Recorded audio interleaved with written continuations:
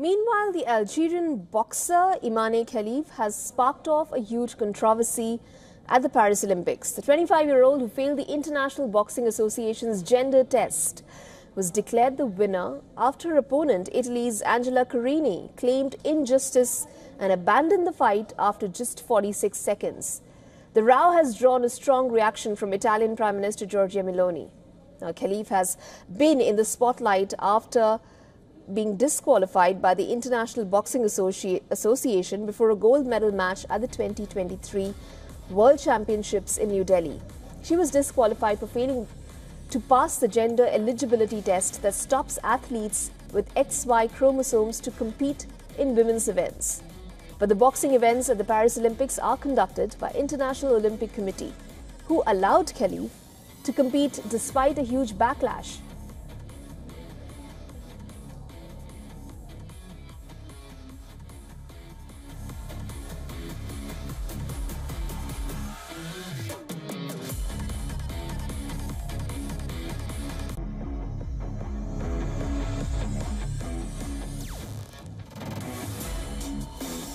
The power difference between Khelif and Carini in their round of 16 bout was quite evident.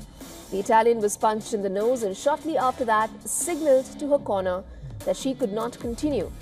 The match was stopped and the referee declared Khelif as the winner.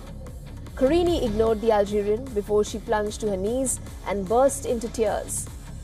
The Italian Prime Minister said that the fight was not on equal footing. Carini spoke to the reporters after her match, and I'm quoting her, "I put an end to the match because after the second blow, after years of experience in the ring and a life of fighting, I felt a strong pain in my nose. You all saw my nose that started bleeding. I did not lose tonight. I just surrendered with maturity. I'm a mature woman. The ring is my life." Khelif is not the only person who failed a gender eligibility test and is participating at the Olympics. Taiwan's Lin Yu-tin was stripped of a bronze medal at last year's World Championships.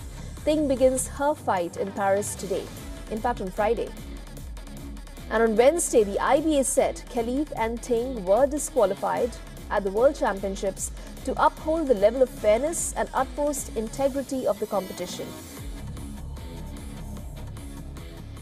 This had been applied, and of course we had the result, which came out that both boxers were ineligible for our tournaments. Quite a lengthy process, and I know it's been a while now. So, but of course, end state to that is that these two boxers are not allowed to box within IBA.